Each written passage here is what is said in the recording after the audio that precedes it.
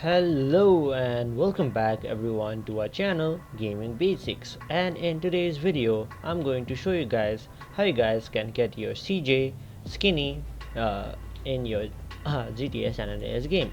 So as you can see right now, my CJ is currently buffed up. So to get your CJ skinny, there are two ways.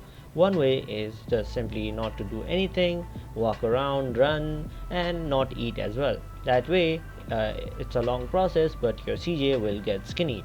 Another way is we can just simply activate a cheat code. So, what you need to do is head over to keyboard and you need to type this cheat code with me to get your CJ skinny. So, you need to type in KVGY jet QK, and after that, as you can see, my CJ has gone from skinny buff to skinny.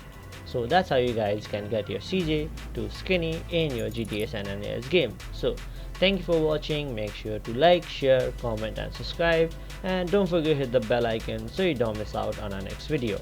Also, if there is any video you guys want us to cover, please comment it down below and we will do so for you guys. So thank you for watching and see you guys next time.